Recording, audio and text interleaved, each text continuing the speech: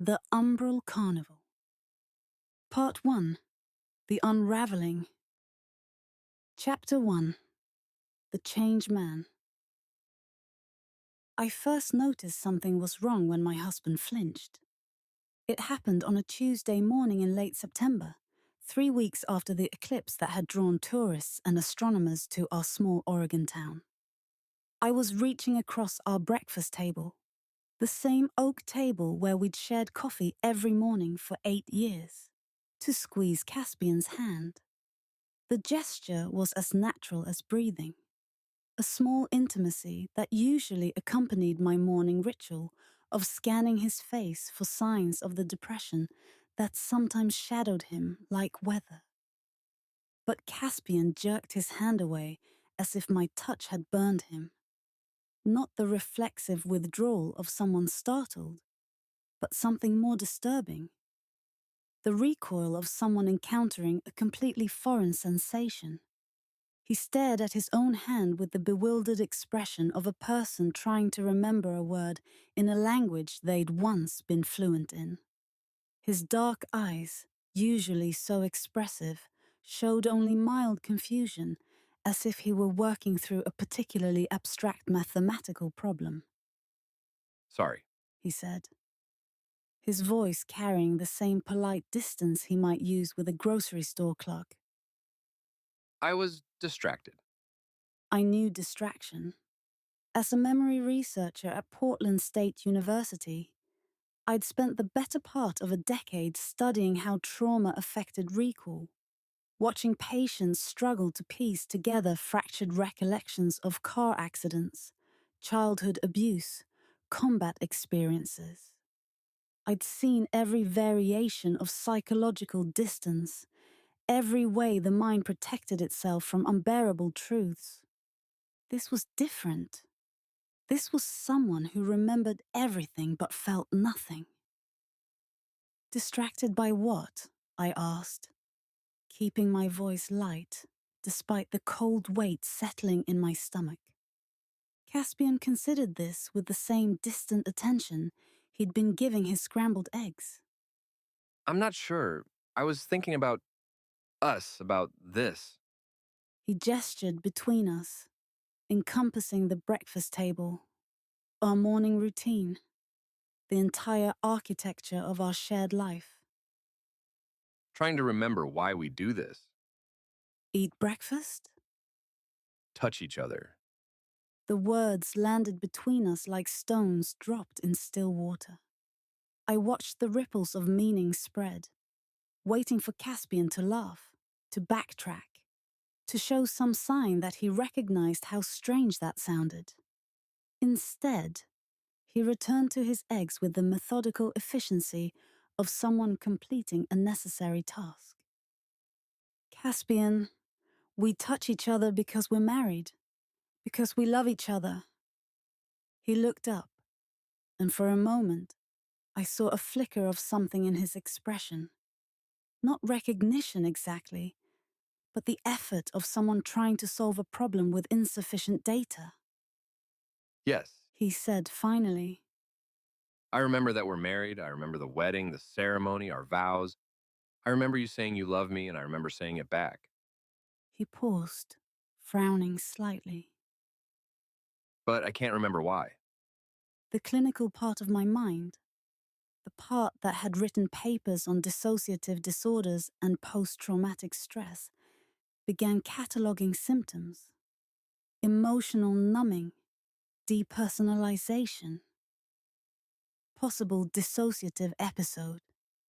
But the wife in me, the woman who had fallen asleep in this man's arms nearly 3,000 times, felt something closer to panic. What do you mean you can't remember why? I mean, I remember the facts of loving you, but not the feeling. It's like, He searched for words with the careful deliberation of someone translating from a foreign language.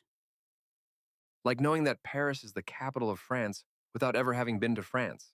The information is there, but it doesn't connect to anything real. I set down my coffee cup with hands that had begun to shake. In my professional experience, this kind of emotional flattening usually accompanied severe trauma or medication side effects. But Caspian hadn't experienced any recent trauma that I knew of, and he wasn't taking anything stronger than the occasional ibuprofen. When did this start? The morning after the eclipse. He said without hesitation. I woke up and looked at you, and I thought, that's Isadora. She's my wife. I should feel something about that, but I didn't.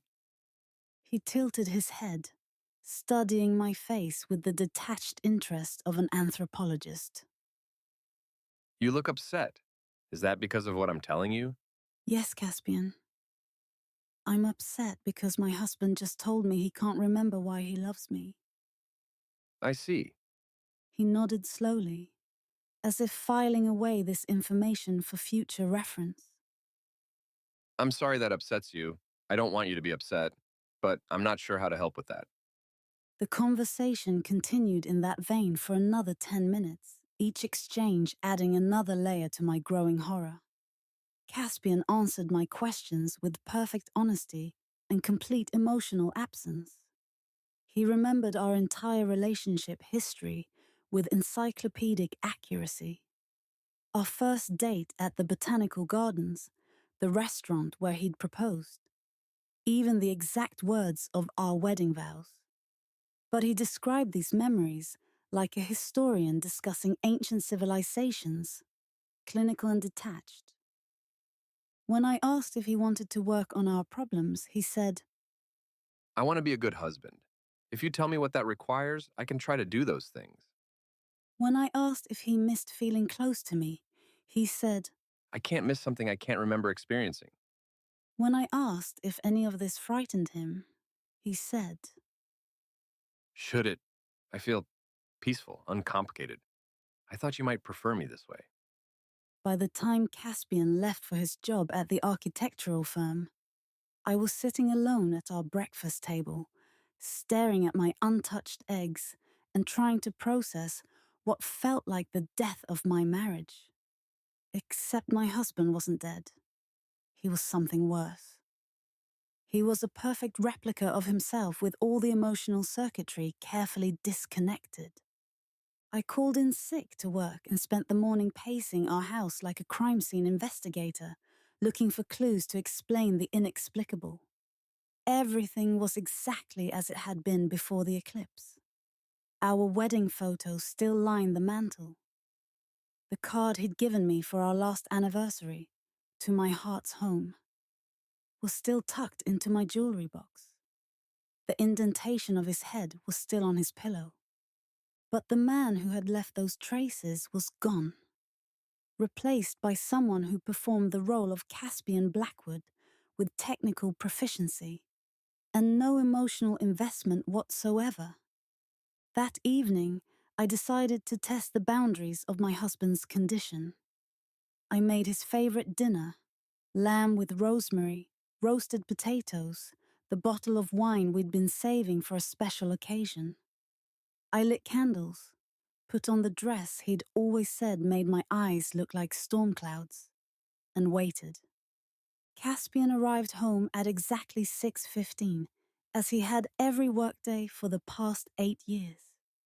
He hung his jacket on the designated hook, set his keys in the ceramic bowl by the door, and called out, I'm home. in the same tone he'd always used.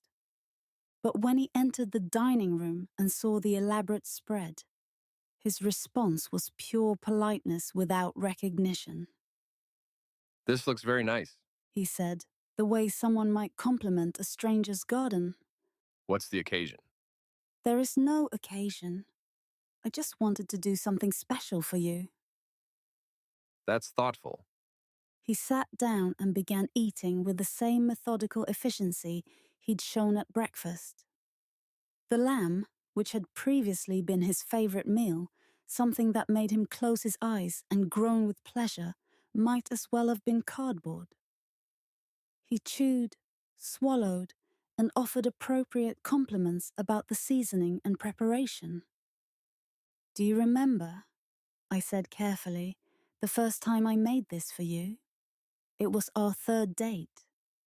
You said it was better than your mother's. which made me cry because I knew how much her cooking meant to you. Caspian paused, fork halfway to his mouth, and accessed the memory like consulting a filing system. Yes, we were in my old apartment on Belmont Street. You wore a blue dress. I told you about growing up eating my mother's Sunday roasts. You cried and said you were honored to cook for me. He resumed eating. You were very emotional that night. I was emotional because I was falling in love with you. That makes sense. I remember you saying that later. And what did you say back? I said I was falling in love with you too. He met my eyes, and his expression was perfectly calm. I remember saying those words. I remember meaning them. But I don't remember what that feeling was supposed to be like. I set down my wine glass before my trembling hands could betray me. Caspian, I need you to understand how serious this is.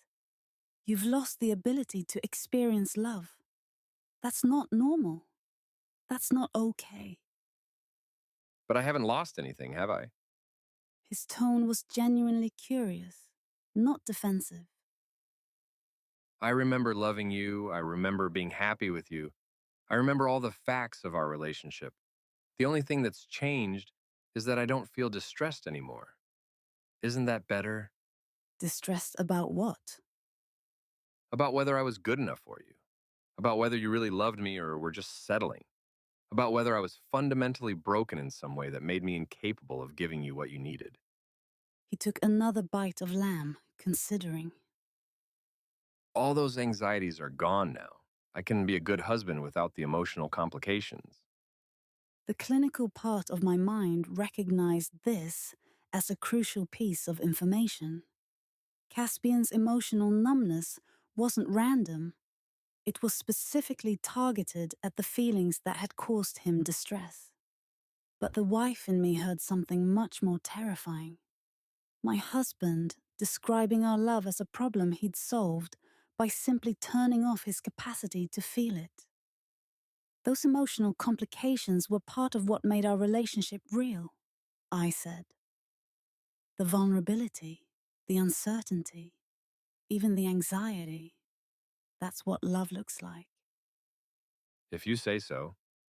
He smiled at me, the same smile he'd used to charm my friends, to comfort me during my father's funeral, to propose marriage on a beach in California. But now it was just muscle memory, performance art. I want you to be happy, Isadora. If my being this way makes you unhappy, perhaps you could explain what you need me to do differently. I stared at him across the candles and good china. This man who looked like my husband and sounded like my husband, but had been hollowed out and replaced with something that understood the mechanics of marriage, but not its meaning. And I realized with a clarity that made my chest tighten with grief that I would rather have him anxious and insecure and desperately in love with me than perfectly calibrated and emotionally absent. I need you to feel things, I whispered. I'll try, He said, and I could tell he meant it. but I'm not sure how. The dinner party happened 3 days later. A long-standing arrangement with our closest friends that I had forgotten about until David and Sarah Chen knocked on our door with a bottle of wine and expectant smiles. The Eclipse Chasers. David announced, wrapping Caspian in the kind of enthusiastic hug that had always made my husband laugh. How was totality? Did you get emotional? Sarah cried like a baby. Caspian accepted the hug with the polite stillness of someone enduring a medical procedure. It was scientifically interesting. He said, The temperature dropped 11 degrees.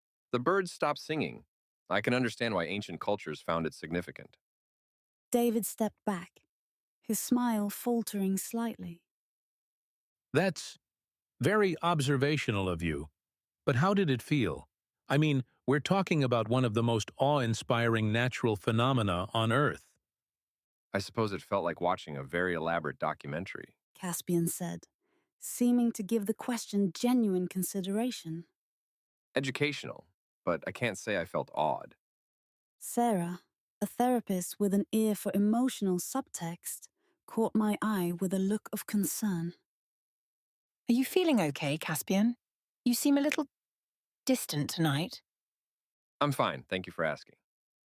The evening proceeded like a play performed by actors who had forgotten their motivation.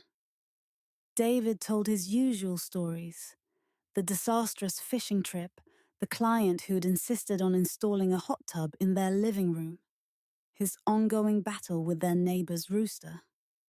Previously, these stories would have sent Caspian into fits of laughter, inspiring him to offer his own increasingly ridiculous counterpoints until both men were gasping for breath. Tonight, Caspian listened with polite attention and offered measured responses. That sounds frustrating, and He'd say, or I can see why that would be amusing. his timing was perfect, his social cues appropriate, but it was like watching someone perform a careful imitation of spontaneous humor. The breaking point came when Sarah, 3 glasses of wine into the evening, launched into a tearful confession about her recent miscarriage. I know we weren't officially trying, She said, clutching David's hand. but when I saw those 2 lines, I felt like everything was falling into place. And now, She dissolved into tears, and David pulled her against his chest, his own eyes bright with unshed grief. Previously, this moment would have destroyed Caspian. I'd seen him cry during commercials featuring abandoned dogs. He'd sobbed through my father's funeral, not just from sympathy, but from genuine empathy for my loss. He'd always felt other people's pain as if it were his own, sometimes to a fault. Tonight, he watched Sarah cry with the detached interest of a researcher observing an interesting behavioral phenomenon. I'm sorry for your loss. He said, his tone appropriately solemn. Miscarriage can be very difficult for couples to process. It was the right thing to say, technically. But Sarah looked up at him with confusion and hurt, clearly expecting more.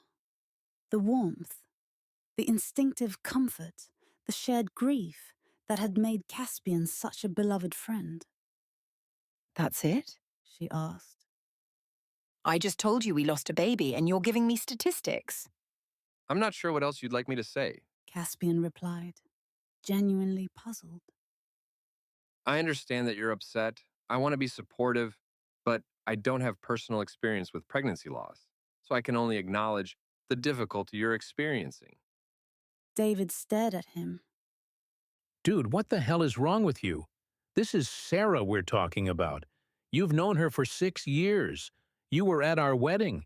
You don't need personal experience to feel bad when someone you care about is hurting.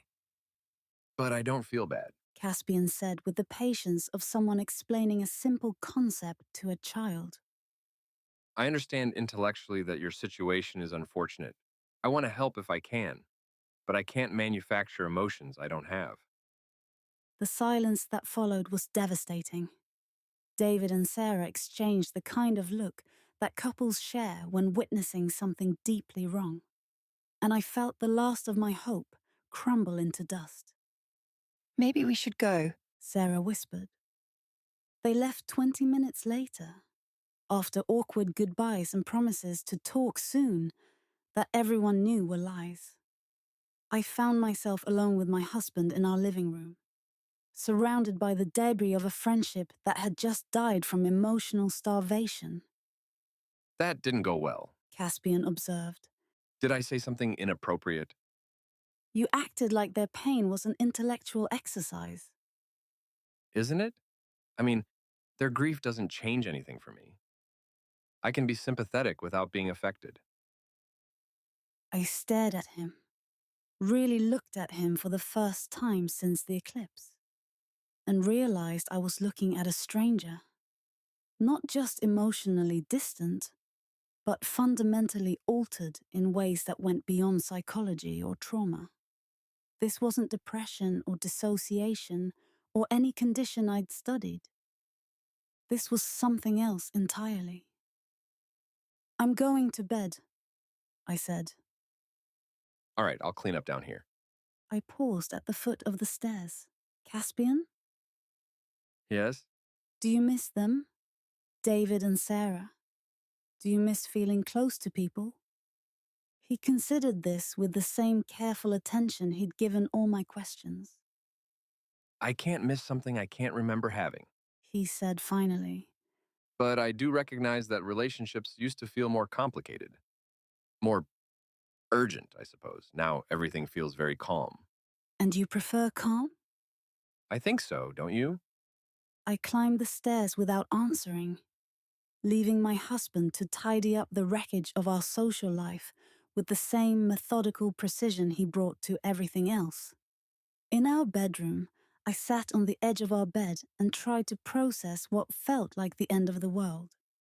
My husband had become a perfectly functional sociopath, not cruel or manipulative, but utterly incapable of genuine emotional connection.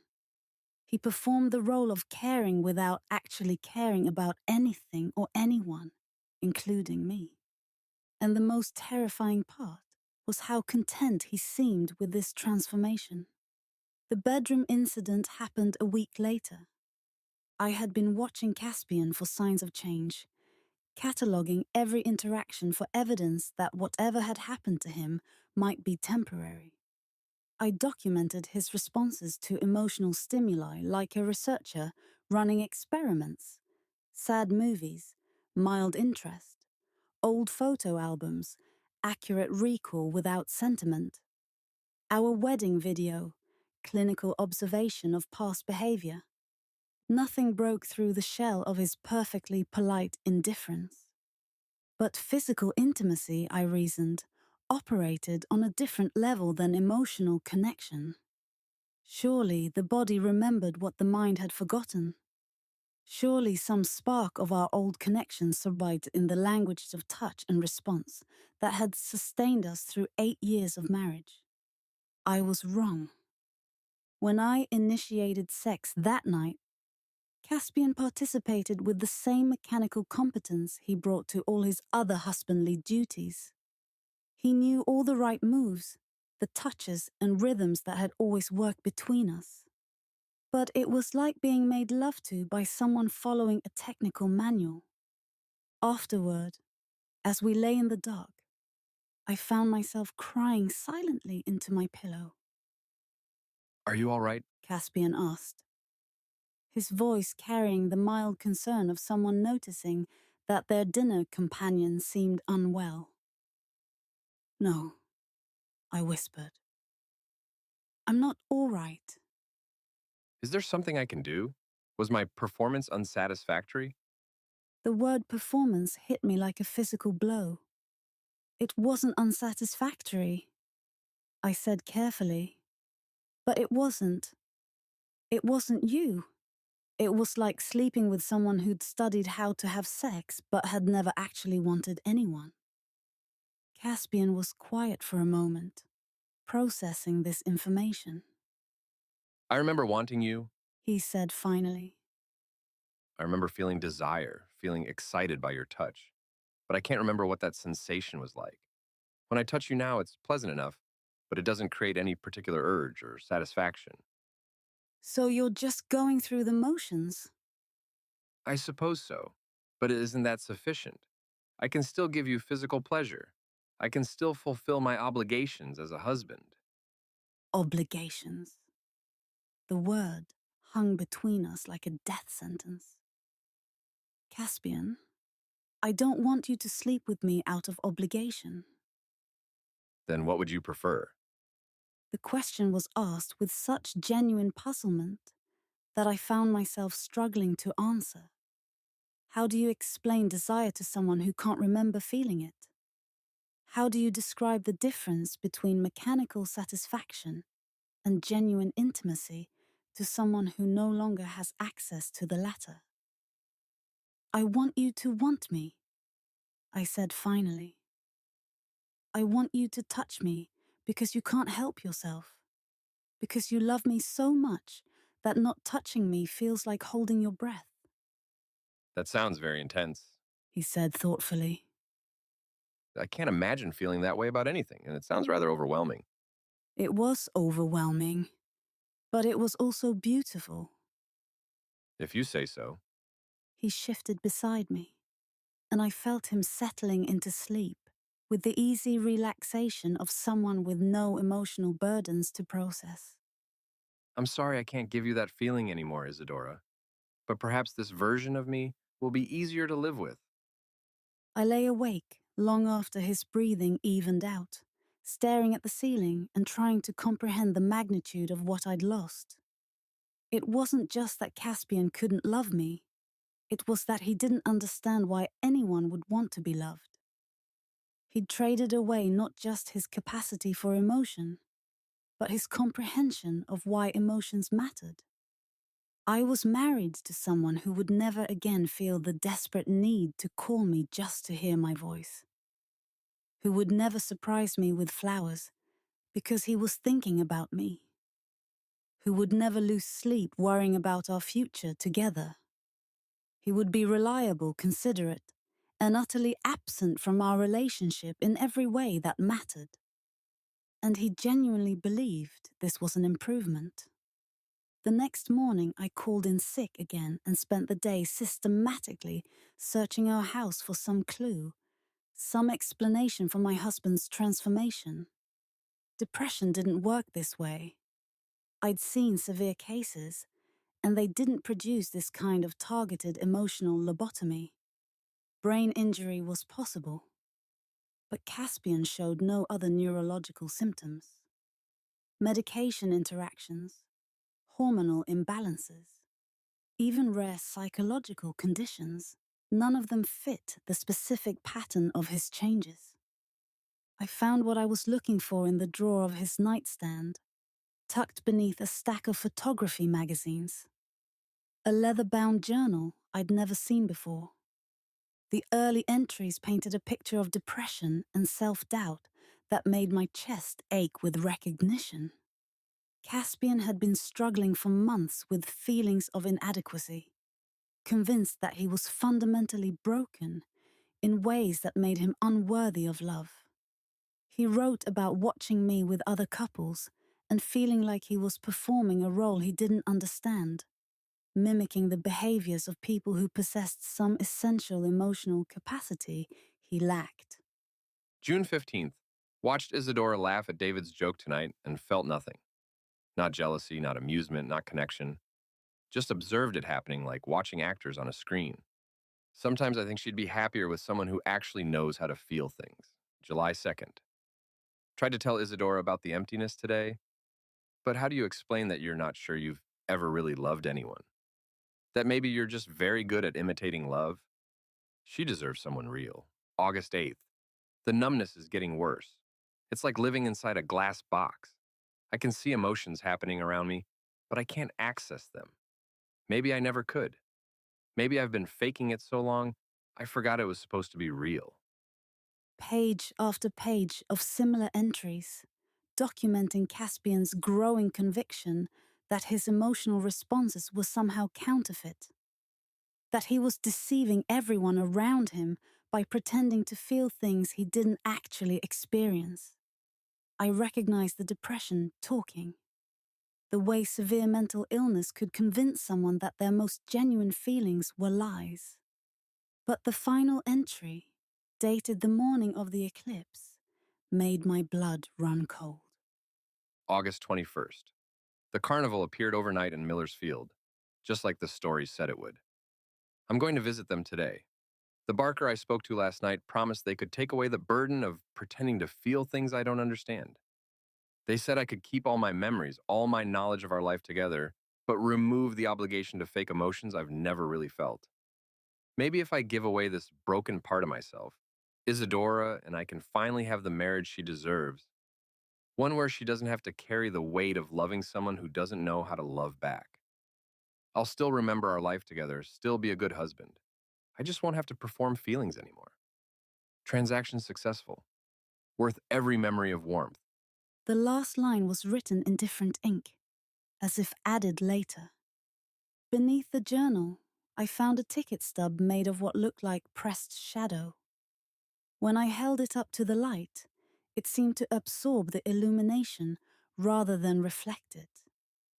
Faint text emerged as I tilted it. Umbral Carnival. Eclipse Pass. Valid only in totality's embrace. My hands were shaking as I set the ticket aside and opened my laptop. If there had been a carnival in Miller's Field during the eclipse, there would be some record of it. Permits, complaints about noise, something. There was nothing. No permits issued for August 21st. No complaints filed about unauthorized gatherings. No mentions of any carnival or fair in the local news coverage of the eclipse festivities. It was as if the carnival had never existed at all. But the ticket was real. The journal entry was real.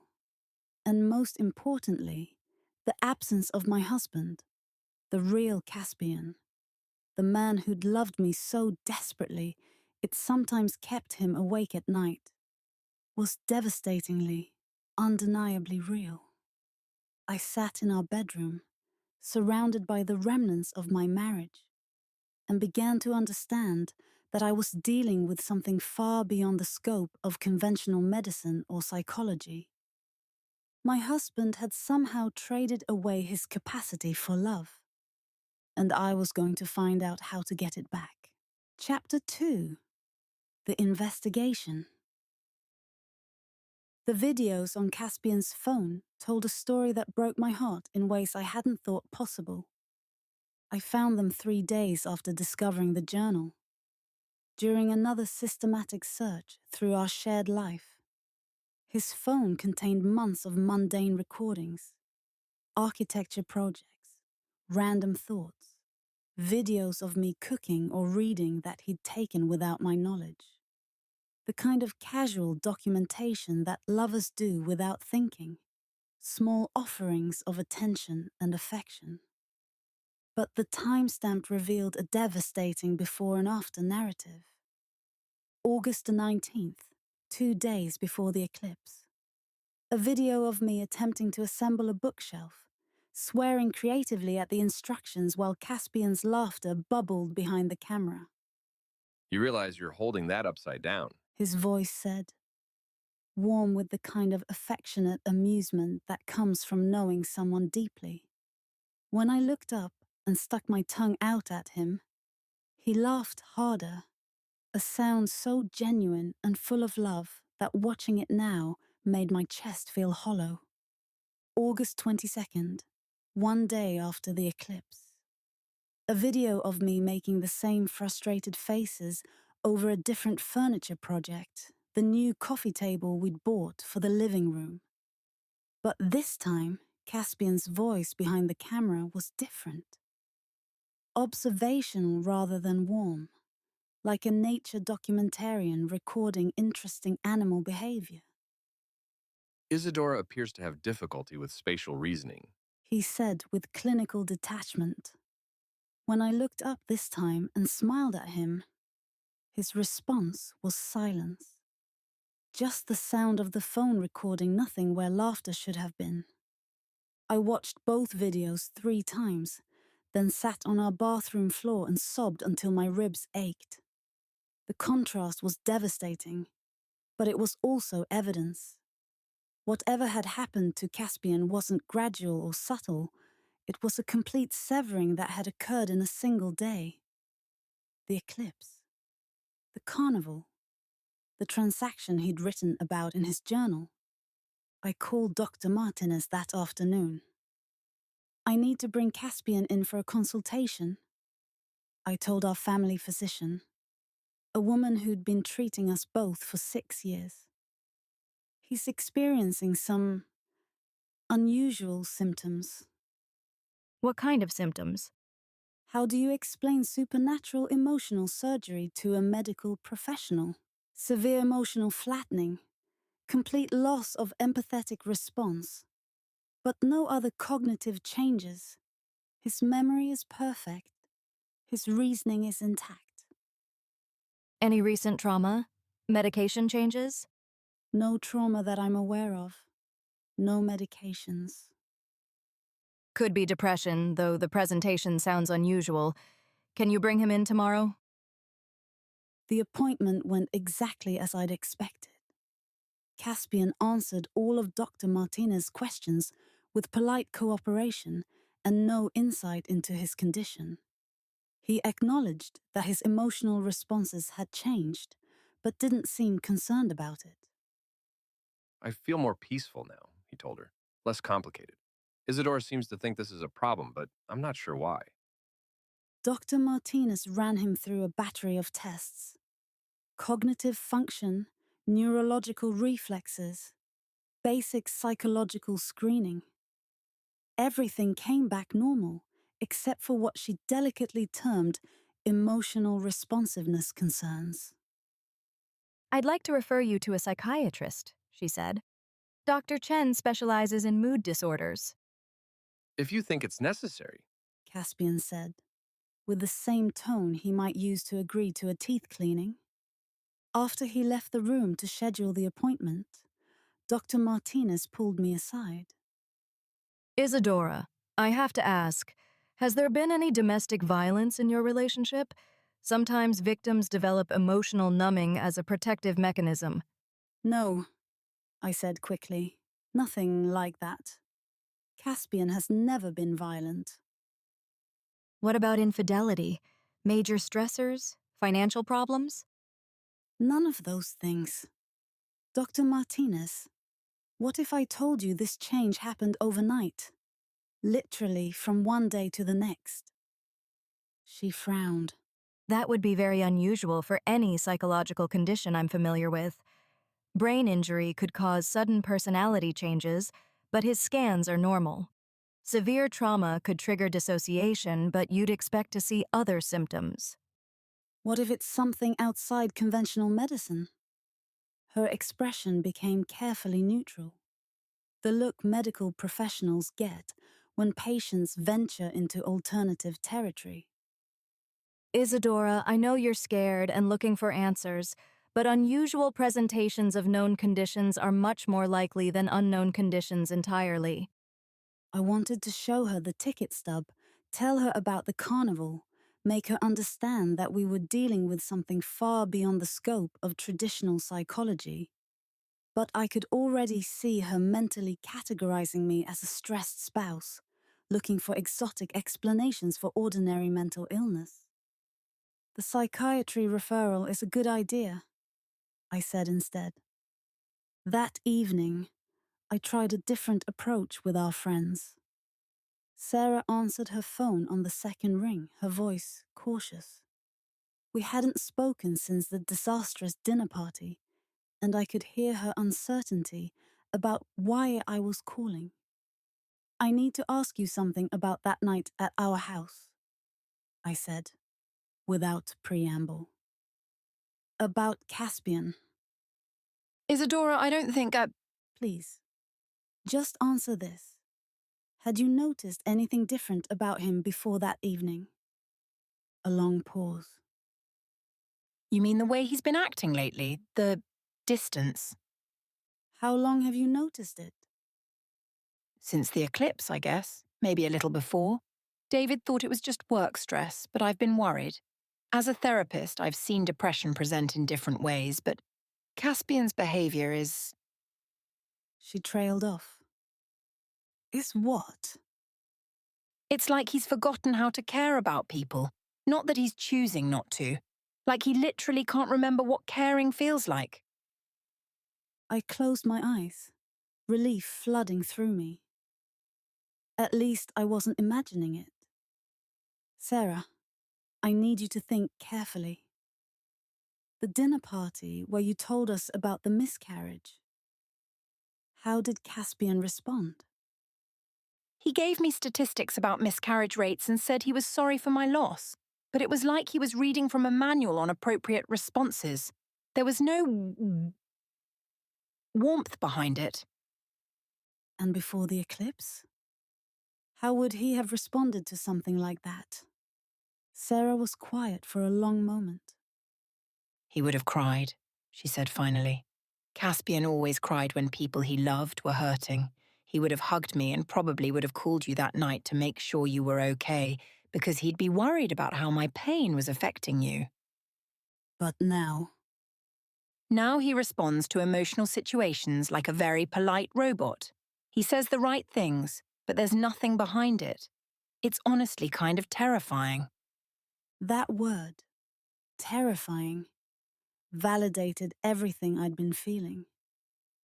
Our closest friend, a trained therapist, found my husband's condition genuinely frightening.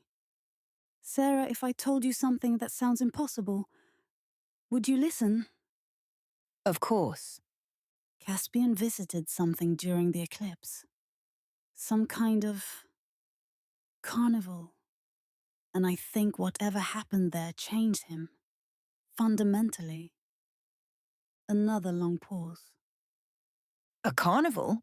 Isadora, there wasn't any carnival during the eclipse. We checked all the local events. I know. That's what makes it impossible. Are you saying you think he was, brainwashed? Drugged? I'm saying I think something took away his ability to feel love. And I know how that sounds, but It sounds like you're grasping for explanations because the real explanation is too frightening to accept. which is? That mental illness can change people in ways that make them unrecognizable, that the person you married might be gone in ways that medical science can't fix. Her words hit me like cold water. Sarah was right that I was grasping for explanations, but she was wrong about why. The medical explanations weren't too frightening. They were too normal. Depression, dissociation, personality changes. These were things that could be treated, managed, understood, within the framework of conventional psychology. What had happened to Caspian was something else entirely. Something that existed outside the boundaries of everything I'd studied about memory, emotion, and human connection. Sarah, what if the explanation really is impossible? What if we're dealing with something that doesn't fit into any category you learned in school?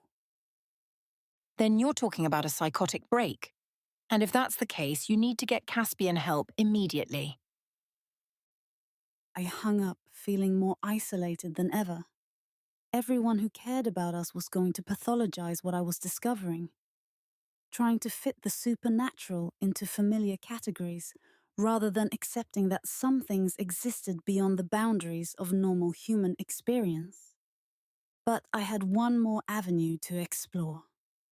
The next morning, I drove to the Portland State Library and began researching eclipse folklore.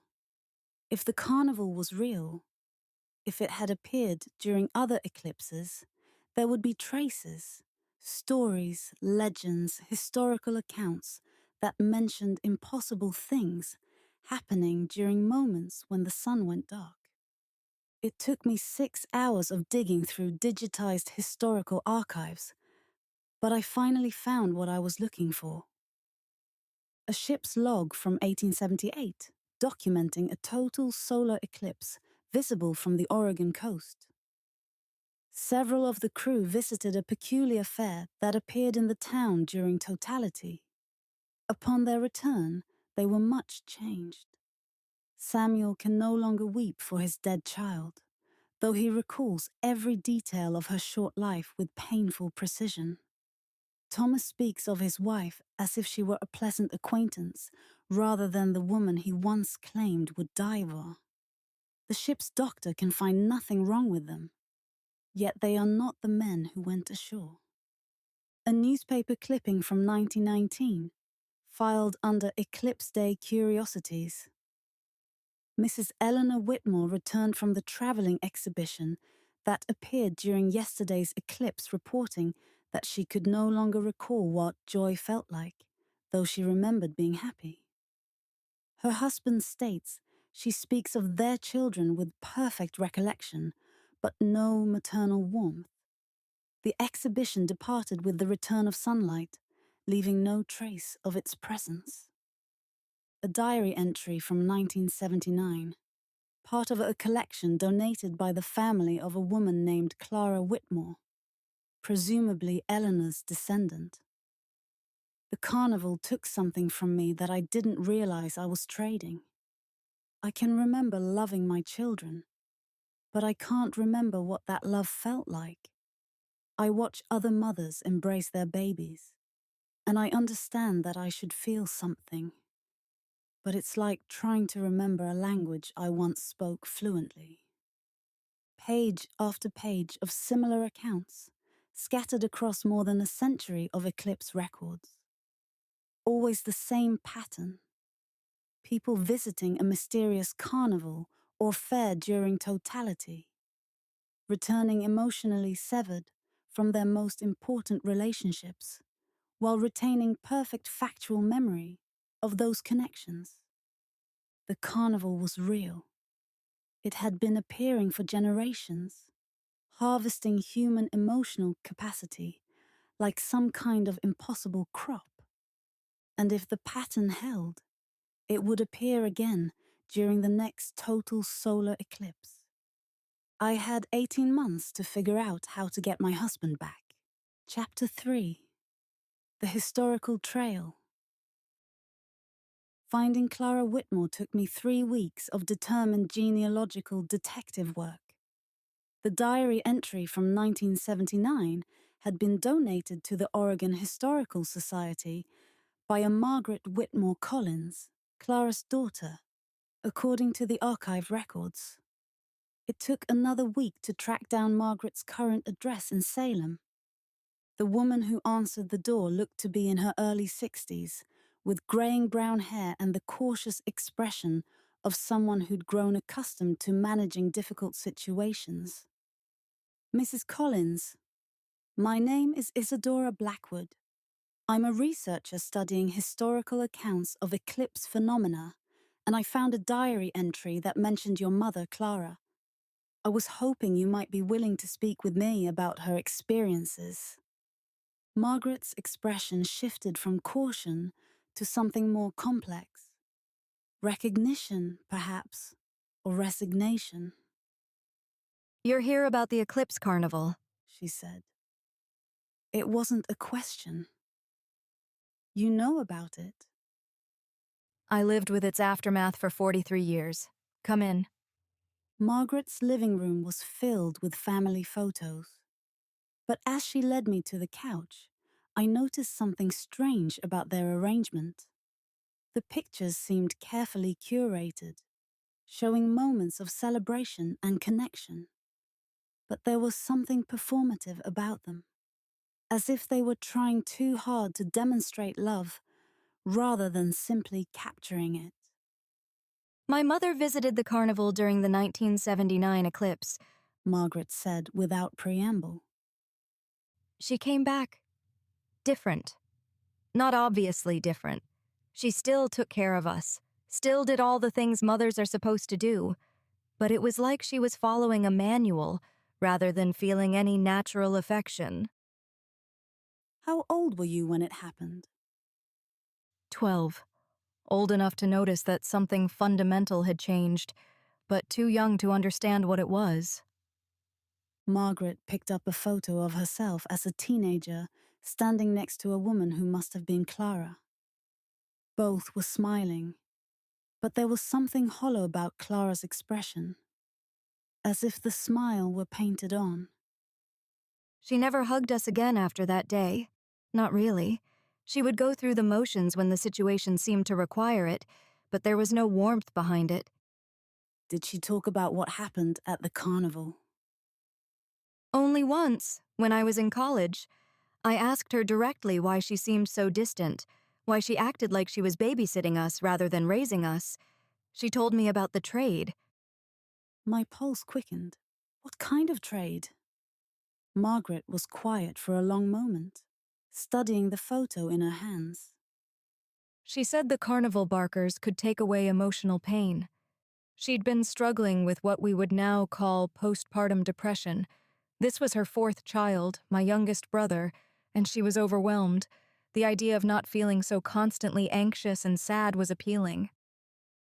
But they took more than just the negative emotions. They took her ability to feel maternal love. She could remember loving us, could recite every detail of our lives, could perform all the behaviors of a caring mother. But she couldn't access the feeling that made those behaviors meaningful. Margaret's voice cracked slightly. Do you know what it's like to grow up with a mother who takes care of you out of obligation rather than love? I thought of Caspian describing his husbandly duties and my chest tightened. I'm beginning to understand. She kept hoping it would come back. That's what the carnival workers had told her, that it was temporary, that strong emotional connections would eventually reassert themselves. But they lied. She died 10 years ago, still trying to remember what it felt like to love her children. I spent another hour with Margaret, documenting every detail she could remember about her mother's condition. The parallels to Caspian's transformation were exact. Perfect recall coupled with complete emotional disconnection, the performance of caring behaviors without any underlying feeling, the genuine puzzlement when others expected emotional responses. But Margaret also gave me something else. Hope. There were others. She said as I was preparing to leave. My mother found a few of them over the years, people who'd had similar experiences during different eclipses. They tried to help each other, but She shrugged. how do you help someone remember what love feels like when you can't remember it yourself? Are any of them still alive? A few, I think. There's a man named Marcus Torres in Eugene who visits my mother's grave every year on the anniversary of the eclipse. He says they understood each other in a way no one else could. If you're researching this phenomenon, you should talk to him. Marcus Torres lived in a neat ranch house in Eugene, surrounded by a garden that spoke of methodical care rather than genuine affection. When I called and explained my research, he agreed to meet with me immediately. You're the first person who's asked about this in years. He said, leading me to his kitchen table. Most people think we're describing depression or trauma. They don't understand that this is something else entirely.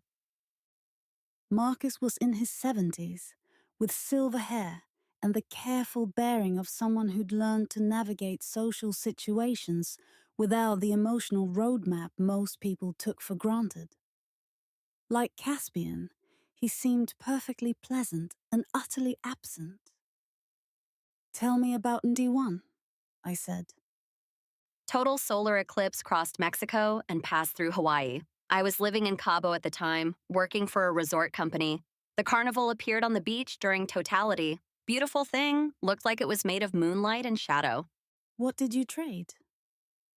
My capacity for romantic love. I'd just gone through a devastating divorce, and the carnival workers promised they could take away the pain of heartbreak. They said I'd still remember being married, still remember the good times, but I wouldn't feel the loss anymore. And they delivered? Marcus nodded slowly. The pain disappeared completely. So did my ability to feel romantic attraction or attachment to anyone. I've been married to the same woman for 28 years now, and I honestly can't tell you why. She's pleasant enough, takes good care of the house, but I feel no more emotional connection to her than I do to the mailman. Does she know? She knows something's wrong, but not what. I'm a good husband. I remember how to act the part. But I can't give her the love she wants because I can't remember what that feeling was supposed to be like. I found myself thinking of my own marriage, the careful performance Caspian had been giving me for months. Have you ever tried to get it back? I spent years researching the carnival, trying to understand what had happened to me. I found others like Clara, people who'd made similar trades during different eclipses. We formed a kind of informal support group, though support might be the wrong word since none of us could actually feel much concern for each other's situations. Are there others?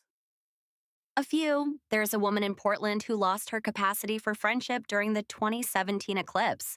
She can maintain relationships but feels no genuine connection to anyone. A man in Seattle who traded away his ability to feel protective instincts toward his children. The carnival seems to specialize in severing specific types of emotional bonds while leaving everything else intact. Marcus stood and retrieved a manila folder from a kitchen drawer. Inside were dozens of photocopied documents, newspaper clippings, diary entries, historical accounts, all documenting similar stories across multiple eclipses, I've been collecting these for 30 years. he said. The pattern is always the same.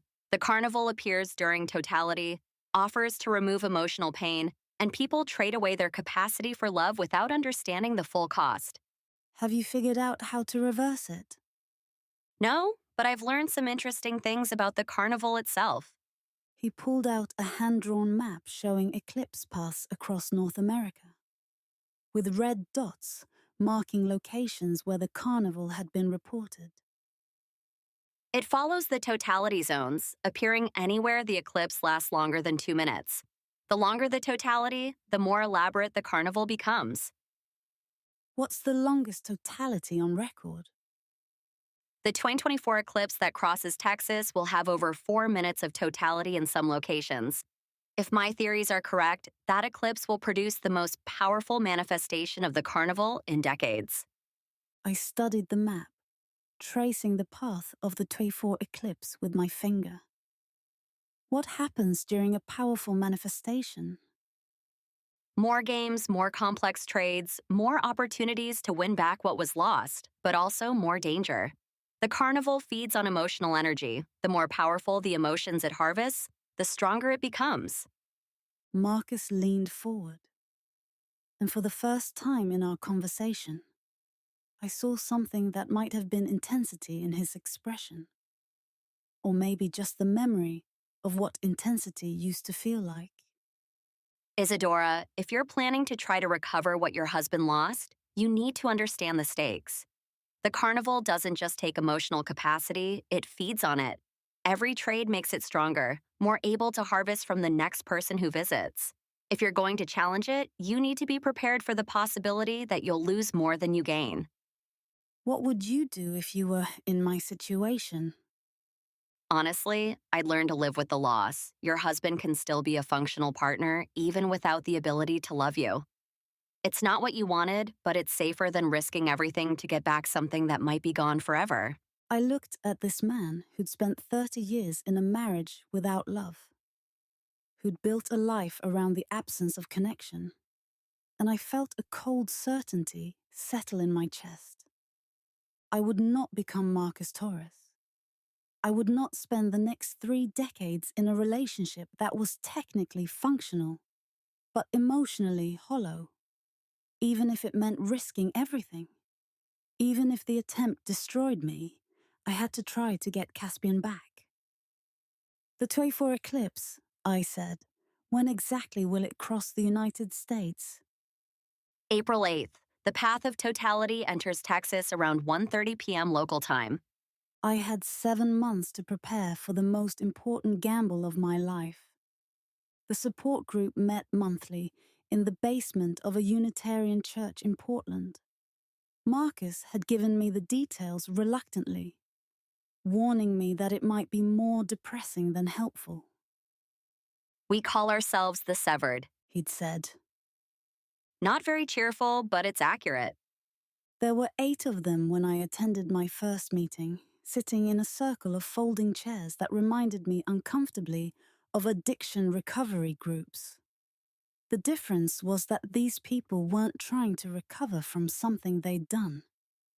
They were trying to learn how to live with something that had been taken from them. The facilitator was a woman named Linda Chen, no relation to my friends David and Sarah, she assured me when I introduced myself. Linda was in her 50s, with short black hair, and the same emotional flatness I'd become accustomed to seeing in Caspian. Linda traded away her capacity for parental love during the 2017 eclipse. Marcus whispered to me as the meeting began. She has 2 daughters in college who still call her every week, but she can't understand why they expect emotional responses from her. The evening's discussion focused on coping strategies for maintaining relationships when you couldn't access the feelings that normally sustained them. It was like listening to actors share techniques for playing characters they didn't understand. I keep a journal of things my wife tells me about her day. Shared Robert, a man in his 60s who'd lost his ability to feel companionate love. When she brings up the same topics later, I can respond appropriately, even though I don't actually care about any of it. I've programmed reminders in my phone to call my children on important dates. Linda added. Birthdays, graduations, holidays. They interpret these calls as evidence that I'm thinking about them, but really, I'm just following a schedule. The key, Said a woman named Patricia, who'd traded away her capacity for friendship. is understanding that other people need emotional responses from you, even if you can't feel them. It's like learning a foreign language. You memorize the appropriate phrases without understanding what they mean. I listened to them share strategies for performing human connection, and I felt a growing horror at what my future might look like if I couldn't find a way to reverse Caspian's condition. These people had adapted to their emotional severing with remarkable ingenuity, but they weren't living. They were just maintaining the appearance of life. When Linda asked if I wanted to share anything with the group, I found myself telling them about Caspian, about the journal I'd found, about my research into the carnival's history. Your husband is lucky. Robert said when I finished. He has someone who's willing to fight for him. Most of us just had to accept what was lost and move on. Have any of you tried to get back what was taken? The group exchanged glances, not the kind of meaningful look that comes from shared emotion, but the practical assessment of people coordinating a response. There have been attempts. Linda said carefully. People who visited the carnival during subsequent eclipses, trying to negotiate for the return of what they'd lost. Did any of them succeed? Not that we know of. Most never came back to the group afterward. We assume they either got what they wanted and didn't need our support anymore, or She shrugged. they traded away so much that they couldn't remember why they'd been trying to get anything back. The meeting ended with the same ritual that closed every session. A moment of silence for what we've lost and what we're still learning to live without. As I drove home through the Portland rain, I thought about that circle of people who'd been emotionally severed from everything that made life meaningful. They were functional, productive members of society who maintained relationships and held jobs and went through all the motions of human connection. But they were also hollow, each of them missing some essential piece of what made them fully human. I thought about Caspian at home, probably reading or watching television with the same polite attention he brought to everything these days. Tomorrow, he'd wake up next to me and go through the motions of being a loving husband, without accessing any of the feelings that made those motions meaningful. And I realized that I'd rather risk losing everything, including my own emotional capacity, than accept a lifetime of such careful, empty performance. The 2024 eclipse was still 7 months away, but I'd already made my decision. I was going back to the carnival. Part 2, The Descent. Chapter 4, Preparing for Eclipse. The path of totality would enter Texas near Eagle Pass, sweep northeast through San Antonio and Austin, cross into Arkansas, clip the southeastern corner of Missouri, traverse southern Illinois and Indiana, cross the tip of Michigan, enter Canada through southern Ontario, and exit into the Atlantic through Newfoundland and Labrador. I had these coordinates memorized the way other people knew their children's birthdays. 4 minutes and 28 seconds of totality in Kerrville, Texas. The longest duration along the entire path. If Marcus was right about longer eclipses producing more powerful carnival manifestations, Kerrville would be my best chance to find the games and challenges necessary to win back what Caspian had lost. I booked a hotel room 6 months in advance. Told my department chair I'd be taking a research sabbatical for the spring semester, and began the most important preparation of my life. The first challenge was Caspian himself. You're planning to travel to Texas to watch the eclipse? He asked, when I mentioned my travel plans over dinner one evening in January. That seems like an inefficient use of resources. The eclipse will be visible from Oregon as a partial, and the scientific phenomenon is the same regardless of viewing location. It's not about the science, I said carefully. It's about the experience, the totality. I don't understand the distinction.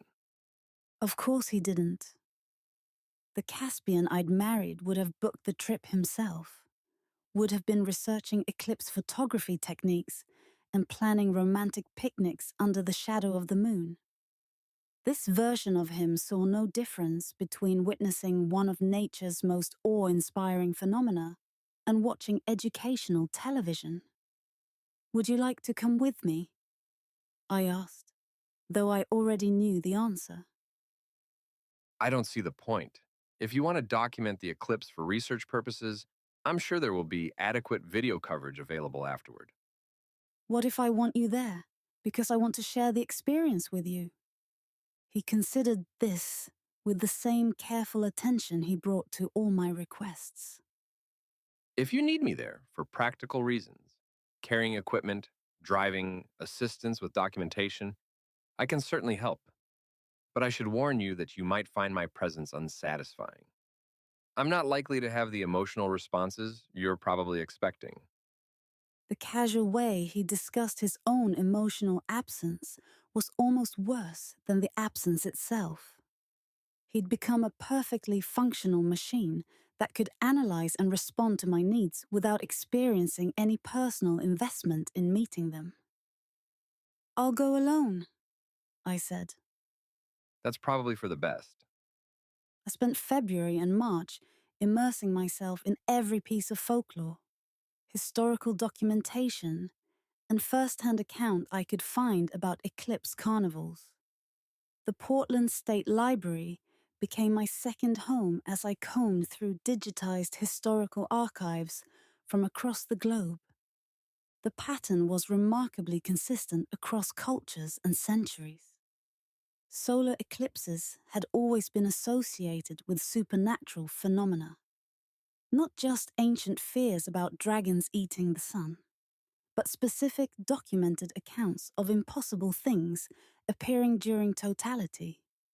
Carnivals, fairs, markets that materialized during the darkening and vanished with the return of light. A Mayan codex described the merchants of shadow, who appeared during eclipses to trade the weight of sorrow for the lightness of forgetting. A medieval chronicle documented a fair most strange that materialized during a 1239 eclipse, where men did barter their capacity for grief in exchange for perfect indifference. But the most useful information came from modern accounts, particularly a detailed journal I found in the papers of an anthropologist named Dr. Elena Vasquez, who'd witnessed a carnival manifestation during an 91 eclipse in Mexico. Dr. Vasquez had approached the carnival as a researcher rather than a participant, documenting its structure and operations with academic rigor. Her notes revealed crucial details about how the carnival operated. The fair appears approximately 10 minutes before totality and remains visible until the sun emerges from eclipse. The duration and intensity of the manifestation correlates directly with the length of totality. Longer eclipses produce more elaborate carnivals, with more complex games and higher stakes trades. The carnival workers, who call themselves the morning court, appear to be entities that exist in the liminal space between light and darkness. They feed on human emotional energy, but cannot simply take it. Some form of willing exchange is required.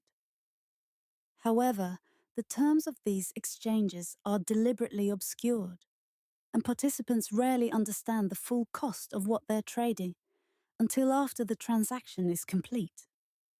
The carnival is structured around games of chance and skill, but the true currency is memory and emotional capacity.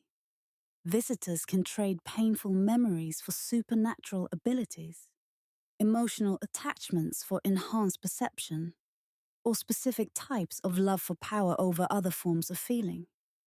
The more precious the emotion being traded, the more powerful the ability received in return. Dr. Vasquez had also documented the carnival's physical layout. A central pavilion surrounded by concentric rings of smaller attractions, with the most dangerous games located closest to the center. The Eclipse Empress, the carnival's apparent leader, held court in the central pavilion, where the most significant trades took place. Most importantly, Dr. Vasquez had discovered that items lost in previous trades were not destroyed, but incorporated into the carnival itself, powering various attractions and games. This meant that Caspian's capacity for love still existed somewhere within the carnival's structure. I just had to find it and win it back. But Dr. Vasquez's notes also contained warnings that made my blood run cold. Visitors who attempt to recover previously traded items face exponentially higher stakes. The carnival seems to view such efforts as challenges to its authority and responds by offering increasingly dangerous games with increasingly severe consequences for failure. Of the 3 recovery attempts I witnessed, 2 resulted in the would-be rescuers trading away so much of their own emotional capacity that they became effectively catatonic. The third simply vanished during a game and was never seen again. I photocopied every page of Dr. Vasquez's research, then spent another month cross-referencing her observations with other historical accounts. The picture that emerged was both hopeful and terrifying. Recovery was possible, but it required risking everything I was trying to preserve. By March, the changes in Caspian had progressed in ways that made my upcoming journey feel both more urgent and more hopeless. He'd become, if possible, even more emotionally absent. The polite consideration he'd shown in the early months after the eclipse had gradually faded into something more mechanical, as if he were a robot whose social programming was slowly degrading. He no longer initiated conversations beyond practical necessities. He responded when spoken to, but his responses were increasingly perfunctory. When I tried to discuss my research or my plans, he listened with the same polite attention he'd show to a stranger asking for directions. The most disturbing change was his complete loss of curiosity about my emotional state. The Caspian I'd married had been hyper-attuned to my moods, sometimes to an exhausting degree. He'd notice when I was tired, stressed, upset, or excited, and he'd adjust his behavior accordingly. This version of Caspian seemed genuinely unaware that I had internal experiences at all. He responded to my direct statements but showed no interest in my feelings, thoughts, or reactions to anything. It was like living with someone who'd forgotten that other people had interior lives. The breaking point came on a Tuesday evening in late March. I'd been working late in my home office, researching eclipse timing and weather patterns for Kerrville, when I heard a crash from the kitchen, followed by Caspian's voice saying, Oh, I found him standing in front of the refrigerator, surrounded by the remnants of a ceramic bowl that had held leftover pasta salad. He was looking down at the mess with mild interest, as if it were a mildly puzzling natural phenomenon. Are you okay? I asked, scanning him for injuries. I'm fine. The bowl slipped. How did it happen? I was reaching for the milk and my hand trembled slightly. The bowl fell and broke. He stated this like he was describing events that had happened to someone else. I knelt to help clean up the ceramic pieces, but what struck me wasn't the accident itself. It was Caspian's complete lack of emotional response to it. The bowl had been a wedding gift from my grandmother, one of the few pieces of her china I'd kept. The old Caspian would have been mortified about breaking something meaningful to me. This Caspian watched me carefully gather the pieces with the same detached interest he'd show watching a documentary about archaeology. I'm sorry the bowl broke. He said when I finished cleaning up the mess. But it was the same tone he'd used to comment on a news story about a natural disaster affecting people he'd never met. That night, lying in bed beside someone who'd become essentially a stranger, I realized I was grieving not just the loss of who Caspian had been, but the ongoing deterioration of who he was becoming. Whatever the carnival had taken from him was apparently not stable. He was continuing to lose pieces of himself, becoming more hollow and absent with each passing month. I had to get him back before there was nothing left to recover. The final weeks before the eclipse, I threw myself into physical and mental preparation with the intensity of someone training for combat. Because that's essentially what I was doing, preparing to fight supernatural entities for the return of something they'd claimed as payment. I researched every meditation and concentration technique I could find, practicing maintaining focus under stress and emotional extremes. If the carnival's games involved psychological challenges, I needed to be able to think clearly, even when confronting impossible or terrifying situations. I studied probability and game theory, trying to understand the mathematical principles that might govern supernatural games of chance. If I was going to gamble with my most precious memories, I needed to understand odds, risk assessment, and strategic decision-making. Most importantly, I catalogued my own emotional attachments with clinical precision, creating a hierarchy of what I was willing to risk and what I absolutely had to preserve. Some memories were negotiable, embarrassing moments from college, minor heartbreaks from before I'd met Caspian, professional disappointments that had lost their sting over time. But others were inviolate. My love for Caspian, my memories of our happiest moments together, the core experiences that had made me who I was. The night before I left for Texas, I sat down with Caspian for what I hoped wouldn't be our final conversation. I need to tell you something before I go, I said. He looked up from his book, a technical manual about architectural engineering that he was reading with the same mechanical attention he brought to everything else. All right. The Eclipse trip isn't just about research. I'm going to try to fix what happened to you.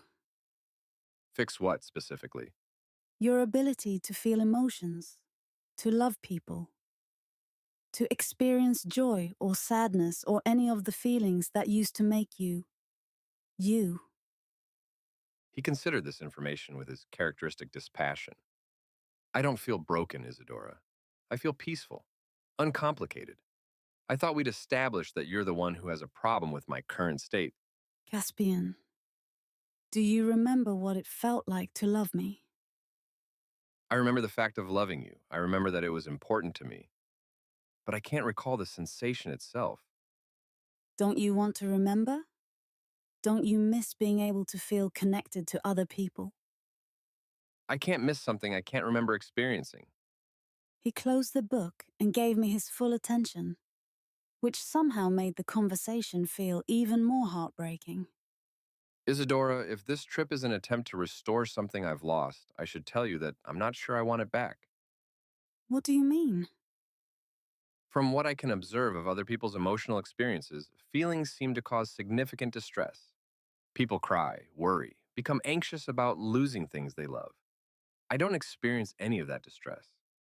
If you succeed in returning my capacity for emotion, won't you also be returning my capacity for suffering? The question hit me like a physical blow. I'd been so focused on getting back the Caspian who could love me that I hadn't considered whether that version of him would want to exist. Depression and emotional numbness had convinced him that his feelings were a burden rather than a gift, and the carnival had offered him permanent relief from that burden. Yes, I said finally. Feelings can cause suffering, but they also cause joy, connection, meaning. Without them, you're not really living. You're just existing. But I'm existing comfortably, efficiently, without the complications that seem to make other people so unhappy. Is that what you want? To just exist? To go through the motions of being human without ever feeling human? He thought about this for a long moment. I want you to be happy, Isadora. If restoring my emotions would make you happy, then I suppose I'm in favor of the attempt. But I want you to understand that you're not doing this for me. You're doing it for yourself. The brutal honesty of that statement left me speechless. He was right, of course. I wasn't trying to save Caspian for his sake. I was trying to save him for mine, because I couldn't bear to live with the hollow shell he'd become. If something goes wrong during this trip, I said carefully, if I don't come back the same person I am now, I need you to know that I love you, the real you, the version of you that existed before the eclipse. I'll remember that you said it, He replied. even if I can't understand why it should matter. I kissed him goodbye the next morning, and he received it with the same polite acceptance he'd shown every physical gesture between us for the past 8 months. As I loaded my suitcase into the car, I realized I had no idea whether I'd ever see him again, or whether the person who returned from Texas would still be me. But I was past the point of turning back. Whatever happened during the eclipse, whatever I had to trade or risk or sacrifice, I was going to find a way to bring my husband home. Chapter 5. Carnival Entrance and First Trades. Carnival, Texas, was already buzzing with eclipse fever when I arrived on April 6th. The small town had swelled to nearly 10 times its normal population as astronomers, photographers, and eclipse chasers converged on one of the prime viewing locations for totality. Hotels were booked solid, campgrounds overflowing, and every restaurant had lines out the door. I'd reserved a room at a bed and breakfast on the outskirts of town, far enough from the main eclipse festivities to avoid crowds, but close enough to the path of totality to ensure optimal viewing conditions.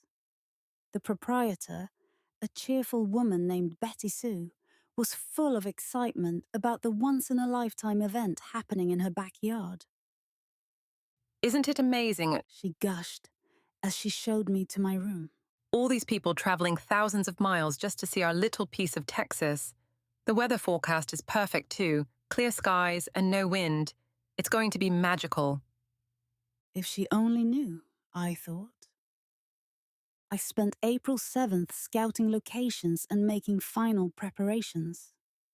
According to my research, the carnival typically appeared in open areas within the path of totality, places where the shadow would fall most completely. I identified 3 potential manifestation sites: a large field behind the town's water treatment plant, a meadow adjacent to the local high school's football field, and a clearing in the Riverside Nature Center where Eclipse watchers were planning to gather. The Nature Center clearing felt right. It was large enough to accommodate a supernatural carnival, but isolated enough that the carnival could appear and vanish without too much civilian attention. I walked the perimeter twice, memorizing landmarks and escape routes in case I needed to leave quickly. That evening, I called Marcus Torres to confirm my final preparations. You've identified your target location? He asked. The Nature Center clearing. It's got good sight lines and natural boundaries. Remember, the carnival will appear approximately 10 minutes before totality. That gives you a narrow window to enter and begin making trades. Don't waste time gawking. Get inside and start negotiating immediately. What should I trade first? Something significant enough to gain the carnival workers' respect, but not so precious that you can't afford to lose it if things go wrong. Pain is usually a good currency. Difficult memories that you can survive without, but that carry substantial emotional weight. I thought about my grandmother's funeral. The way grief had felt like a physical presence in my chest for months afterward.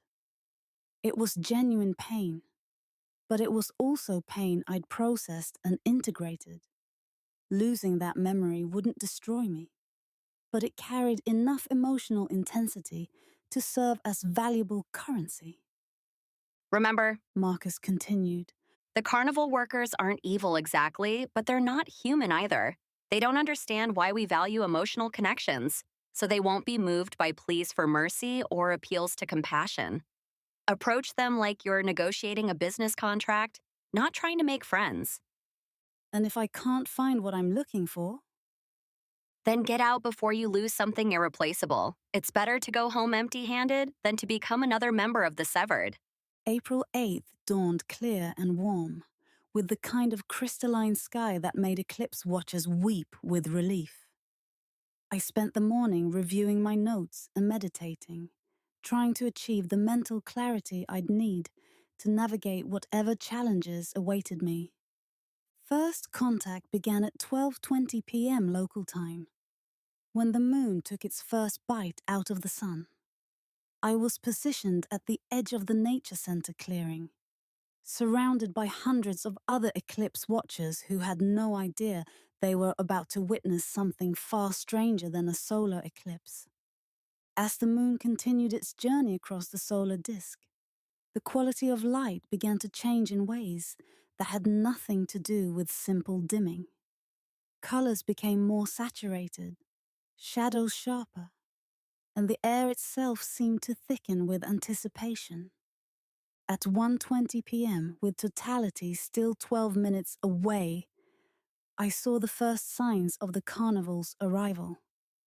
It began as a shimmer in the air at the center of the clearing, like heat distortion rising from summer pavement.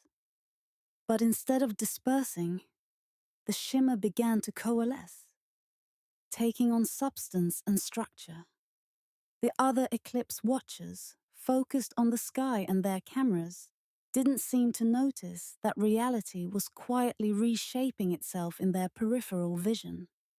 The carnival materialized between one blink and the next, a sprawling collection of midnight blue tents and silver-trimmed pavilions that seemed to exist in a pocket of permanent twilight. Gas lamps flickered from ornate posts, casting circles of warm light that somehow made the shadows between them seem deeper and more alive. The sounds reached me next. Distant music that felt like homesickness made audible. the murmur of voices speaking in cadences that suggested languages I'd never heard, the creak and sigh of carnival rides moving with dreamlike slowness, and the smells, winter roses and old pennies, and something that reminded me of the moment just before thunder, when the air becomes electric with possibility. The eclipse watchers around me continued their countdown to totality, completely oblivious to the impossible architecture that had appeared in their midst. I realized that the carnival existed in some kind of parallel space, visible only to those who knew to look for it or who possessed some quality that made them sensitive to supernatural phenomena. I checked my watch. 1:24 p.m. 8 minutes until totality. Time to go. The entrance to the carnival was marked by a wrought iron gate covered in astronomical symbols, suns and moons and stars arranged in patterns that seemed to shift when I wasn't looking directly at them. Standing beside the gate was a tall figure in a top hat made of what looked like crystallized moonlight. As I approached, he turned toward me with a smile that revealed teeth like black pearls. His face was handsome in an unsettling way, as if someone had created the perfect human features, but forgotten to include the warmth that made them believable. "Welcome, Seeker." He said, his voice like wind through autumn leaves. "I am Septimus Umbra, Master of Invitations for the Umbral Carnival. I sense you've come not as a tourist, but as someone with particular business to conduct." You're right. I'm here to recover something that was taken during the last eclipse. Septimus's smile widened, though it didn't reach his eyes. "Ah, a recovery mission. How wonderfully romantic, though I should warn you, what's been willingly given can only be won back through equivalent sacrifice. The Morning Court doesn't simply return things. We prefer exchanges." He gestured toward the carnival with a theatrical flourish. "To play our games, you'll need currency more substantial than mortal coin. The carnival accepts payment in memory, emotion, and experience. What do you offer in trade for entry?" This was the moment I'd been preparing for. I thought of my grandmother's funeral, the weight of loss that had pressed against my ribs like a physical thing. I offer the memory of grief, I said, specifically the pain I felt when my grandmother died 3 years ago. Septimus studied me with interest. "A recent loss. Still fresh enough to carry a substantial emotional weight. What do you hope to purchase with this currency?" The ability to see through illusions, to perceive the carnival's true nature. "Ah, a practical request. Very well." He extended one pale hand, and I felt a strange tingling as our palms touched. "The trade is accepted." The memory dissolved from my mind like sugar in water. Not gone exactly, but transformed into something colorless and weightless. I could still recall the fact of my grandmother's death, but the accompanying pain had vanished completely. In its place came a new kind of sight. The carnival's false glamour fell away, revealing the decay beneath the beauty, the hunger behind the hospitality. The silver trim on the pavilions was tarnished and corroded. The gas lamps burned with cold fire that cast no real warmth. And throughout the carnival, I could see golden threads of light connecting the various attractions, stolen memories and emotions, woven into the very structure of the place like a vast web of harvested feelings. "Welcome to the Umbral Carnival." Septimus said, gesturing me through the gate. "May you find what you seek, or something even more interesting." The carnival sprawled before me like a fever dream of Victorian excess. Tents and booths arranged in concentric rings around a central pavilion. with narrow pathways winding between attractions like arteries in some vast sleeping organism. The air hummed with suppressed energy, and every shadow seemed to move independently of its source. I could see perhaps 24 other visitors wandering the grounds, people who, like me, possessed whatever quality made them visible to supernatural phenomena. Most moved through the carnival with the dreamy detachment of sleepwalkers, already partially entranced by whatever bargains they were considering. Following Septimus's directions, I made my way toward the Memory Merchants' Quarter, where the carnival's simpler trades took place. I needed to build up additional currency before attempting the more complex games, where Caspian's stolen capacity for love was likely held. The first booth I approached was operated by a woman whose skin seemed to be made of starlight and whose eyes were pools of liquid silver. The sign above her stall read, "Sorrows Exchanged," in flowing script that reformed itself as I watched. What burden of feeling might we lighten for you today? She asked, her voice carrying harmonics that suggested vast spaces and distant music. I want to trade a painful memory for enhanced perception. Specifically? I thought about the heartbreak I'd experienced in college when my first serious boyfriend had cheated on me with my roommate. The betrayal had been devastating at the time, but it had also taught me valuable lessons about trust and self-worth. Still, the pain associated with that memory was something I could afford to lose. The emotional component of my first romantic betrayal, I said, the hurt and humiliation I felt when I discovered I was being deceived. The silver-eyed woman smiled. A classic offering. Young heartbreak carries such exquisite purity of anguish. In exchange, I can grant you the ability to sense the emotional resonance of objects and places. You'll be able to detect where powerful feelings have been trapped or concentrated. The trade felt like having a splinter removed. A brief moment of discomfort followed by relief. Another piece of my emotional history disappeared, leaving behind a hollow space that immediately filled with new awareness. Suddenly, I could sense the carnival's architecture of captured feelings. Waves of longing emanating from the carousel, pulses of desperate hope from the game booths, and somewhere in the distance, a warm, golden glow that felt familiar. Caspian's love. I could sense it like a beacon drawing me deeper into the carnival's heart. But I needed more power to reach it. The central pavilion, where the most valuable prizes were held, was protected by challenges that required more than enhanced perception to overcome. I moved to the next booth, operated by a man whose face kept shifting between different ages and expressions, as if he couldn't decide which version of himself to present. Memory modification and emotional restructuring. He announced as I approached. Trade away the weight of your past for the freedom of reinvention. What kind of trades do you offer? I can remove the emotional associations from specific memories while leaving the factual content intact. Or I can trade entire categories of experience. Childhood fears, adult anxieties, professional disappointments. The more comprehensive the trade, the greater the power you receive in return. I thought about the support group meetings I'd attended.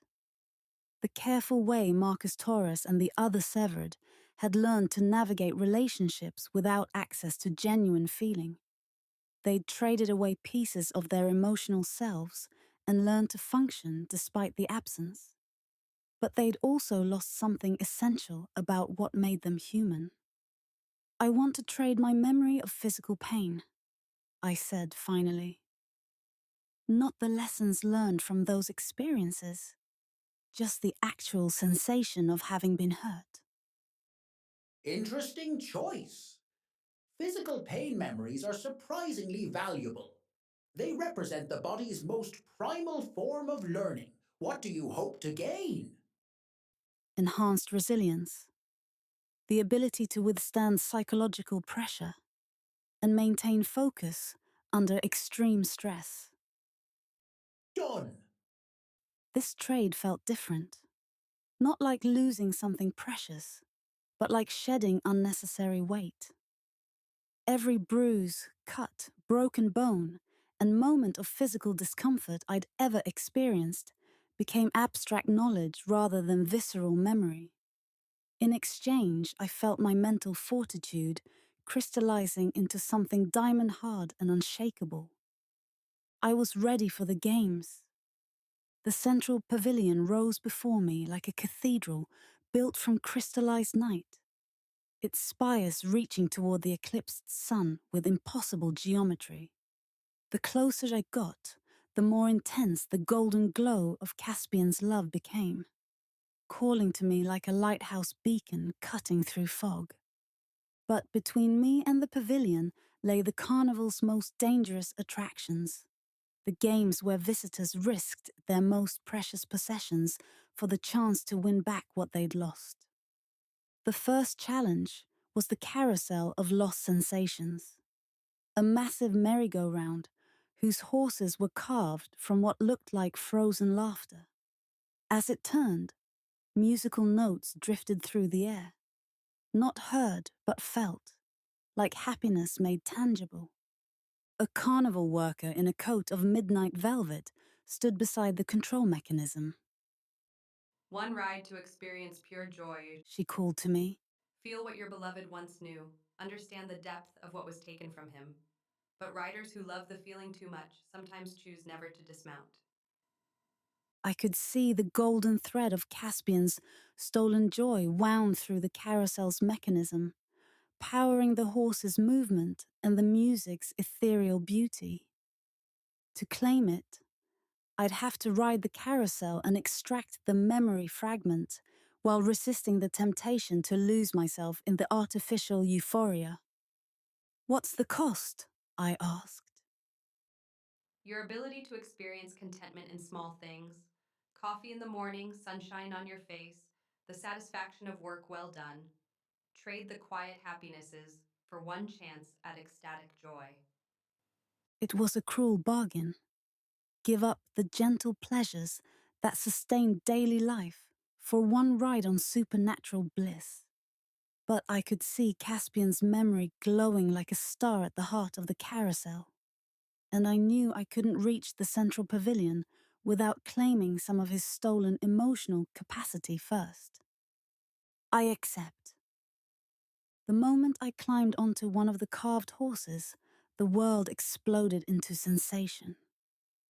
This was joy distilled to its purest essence, the feeling of every perfect moment I'd ever experienced, concentrated into a single, overwhelming wave of euphoria. I understood immediately why some riders never got off. This was what happiness felt like without any contamination of sadness, fear, or uncertainty. But I forced myself to remember why I was there. As the carousel spun, I reached out with my enhanced perception and grasped the golden thread of Caspian's memory. It felt like trying to hold sunlight in my bare hands, warm, brilliant, and almost impossible to contain. The memory fragment dissolved into me like honey in warm water.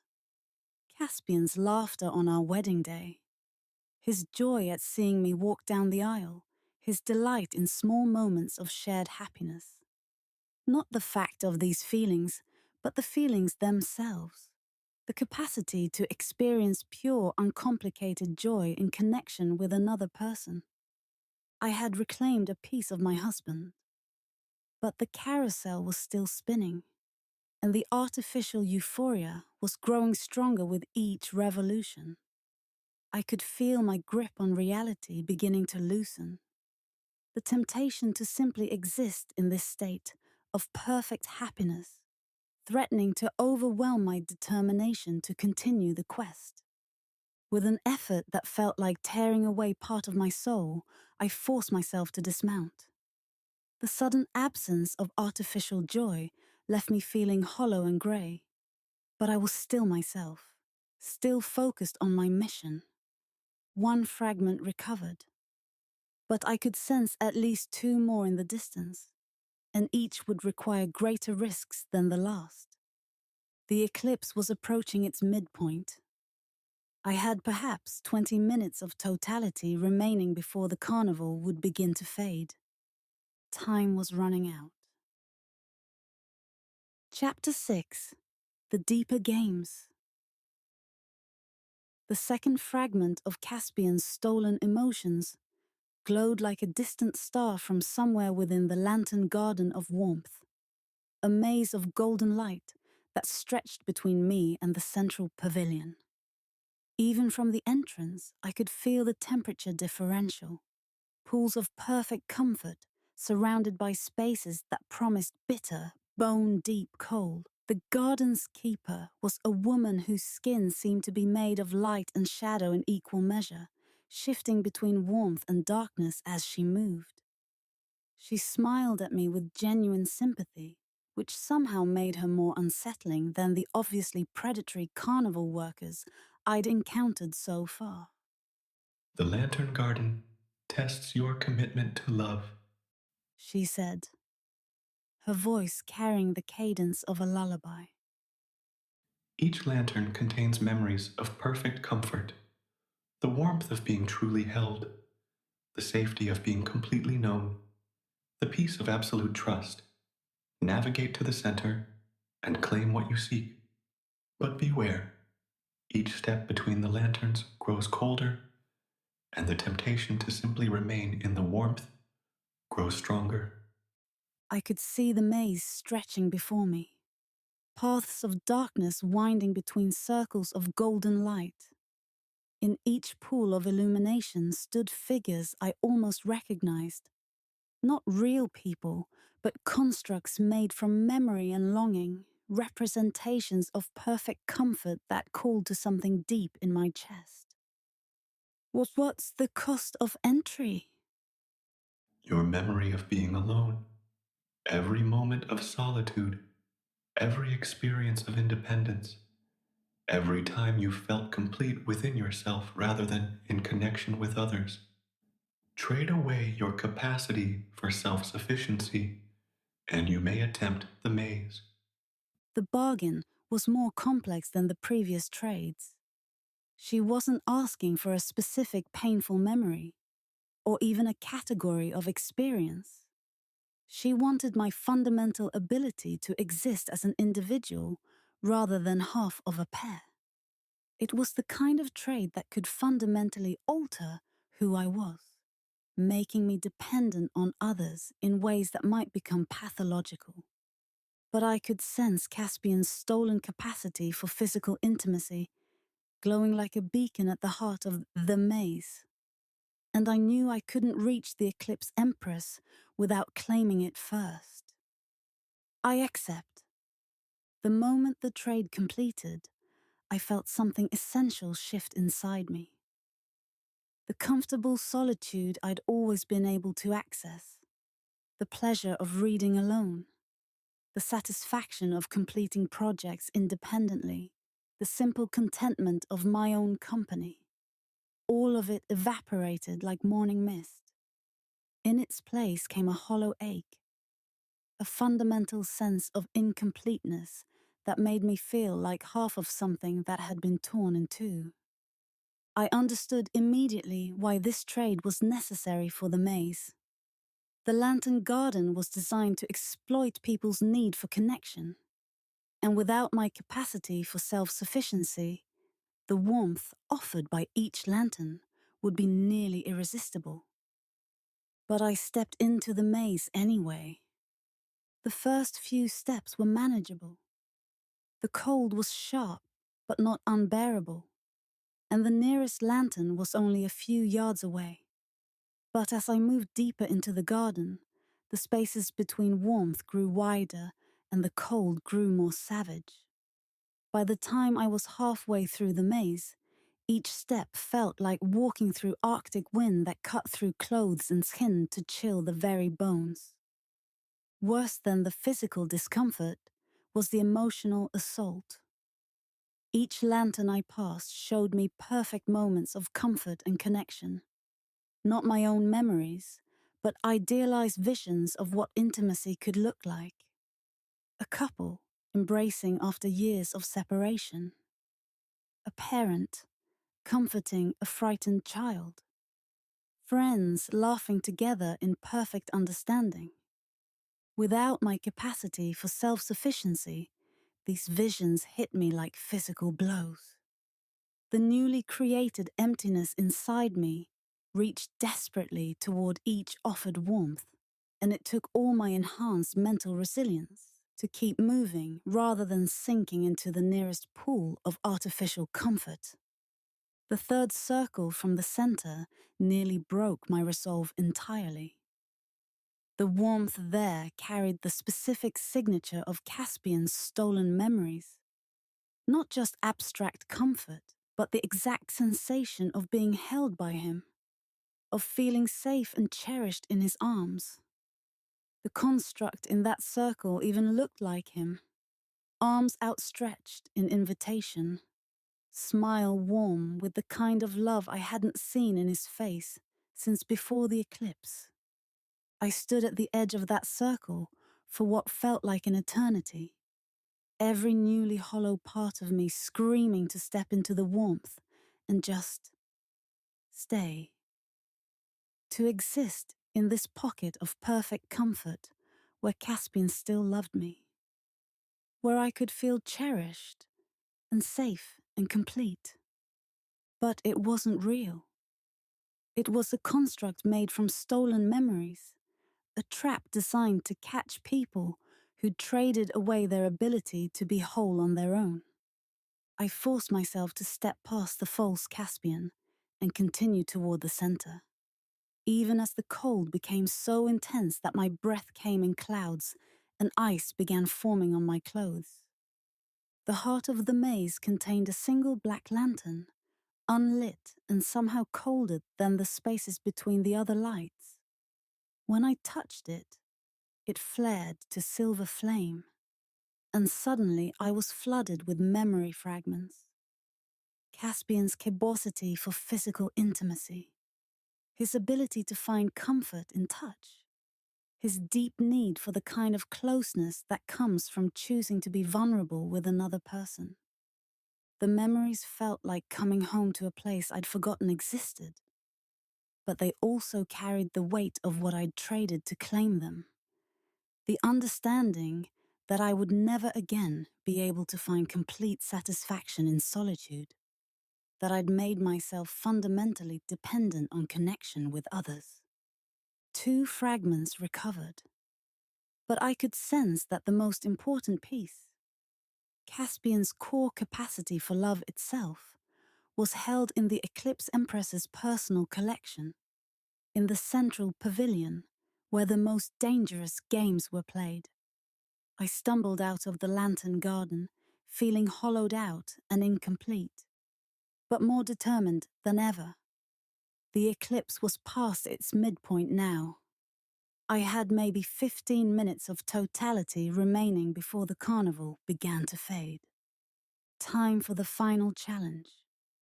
The Eclipse Empress's pavilion rose like a cathedral built from crystallized night. Its interior a vast space that seemed to exist outside normal geometric constraints. Shadows moved independently of their sources, and the air itself seemed thick with the weight of accumulated emotions. The Empress waited on a throne, carved from what looked like solid eclipse. That perfect ring of light visible around the moon's shadow during totality. She was beautiful in the way that storms were beautiful, awesome, and terrible, and utterly inhuman. Her dress seemed to be cut from the fabric of the eclipse itself, and her crown was made of tiny, orbiting celestial bodies. In her hands, she held a snow globe that swirled with golden light. Isadora Blackwood, She said, her voice like distant thunder carrying across vast spaces. You've come remarkably far for a mortal. Few manage to navigate both the carousel and the lantern garden while retaining enough of themselves to continue the quest. I could sense Caspian's core capacity for love contained within that snow globe. Not just his ability to feel romantic attachment, but his fundamental capacity to form deep emotional bonds with other human beings. It pulsed with warm light, calling to me like a beacon. I've come to reclaim what was taken from my husband. Taken? The Empress raised one perfect eyebrow. Nothing was taken, dear child. Everything was freely given. Caspian Blackwood came to us willingly, desperate to rid himself of what he viewed as the burden of emotional connection.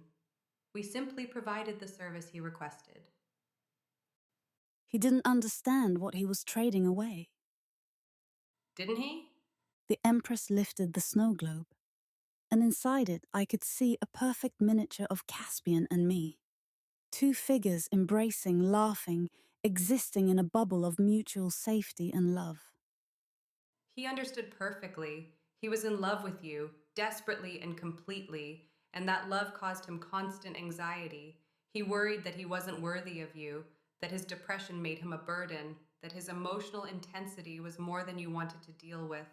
The love itself had become a source of suffering. The snow globe pulsed with warm light, and I could feel the echo of what it contained. Caspian's ability to feel safe in my presence, to experience comfort rather than just remember it, to understand that vulnerability could be a gift rather than a weakness. I can return this to him, The Empress continued. but the cost will be substantial. Are you prepared to hear the terms? What do you want? Equivalent exchange, as always. To restore his capacity for love, you must take on his capacity for emotional pain. Every anxiety he felt about your relationship, every moment of self-doubt, every fear about not being good enough for you, it would all transfer to you. You would love him as desperately as he once loved you, but you would also carry the full weight of romantic anxiety that drove him to us in the first place. The bargain was cruel in its symmetry. I could have Caspian back, but only by taking on the emotional burden that had made him so miserable he'd traded away his ability to feel love at all. And if I refuse? Then you both remain as you are, he emotionally severed from the world, and you increasingly dependent on connections you can no longer sustain independently. I stared at the snow globe, watching our miniature selves move through their eternal dance of perfect connection. The Empress was offering me exactly what I'd come for, but at a price that might ultimately destroy the very relationship I was trying to save. There's a third option, I said, the words coming from some deeper part of myself that had been calculating possibilities throughout my journey through the carnival. The Empress's eyes gleamed with interest. Oh? Instead of trying to restore what was, let me trade for something new. Something neither of us has experienced before. Explain. I thought about the support group meetings, about Marcus Torres and his 30-year marriage built on mutual obligation rather than feeling. I thought about the careful performance Caspian had been giving me for months, and my own growing desperation to feel loved by someone incapable of love. I want to trade some of my own memories to create new pathways for both of us. Not to restore Caspian's original capacity for love, but to build something different. Something that doesn't carry the weight of his previous emotional framework. Interesting. The Empress leaned forward, and I could see the vast intelligence behind her storm-colored eyes. What do you offer in trade? My memory of our first kiss. Not because it was painful, but because it carries the weight of expectation. every kiss since has been measured against that first perfect moment. And My memory of life before Caspian, the loneliness that made me so grateful for his love that I never questioned whether it was healthy to need someone so desperately. The Empress was quiet for a long moment, studying me with the intensity of someone evaluating a complex equation. you're proposing to trade away the frameworks that created your original emotional patterns in hopes of creating space for new ones to develop. Yes, It's dangerous. You could both end up adrift, learning to navigate emotional waters neither of you remember diving into. better than drowning separately.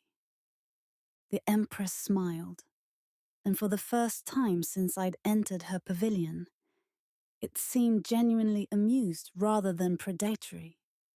Very well, I accept your proposal, but understand, what you're creating is unprecedented. I can facilitate the trade, but I cannot guarantee the outcome. I understand. Then let us begin. Chapter 7. The New Exchange. The trades felt like losing languages I'd once been fluent in, but in a way that opened space for new vocabularies to develop. My memory of our first kiss dissolved not with pain, but with a strange sense of relief.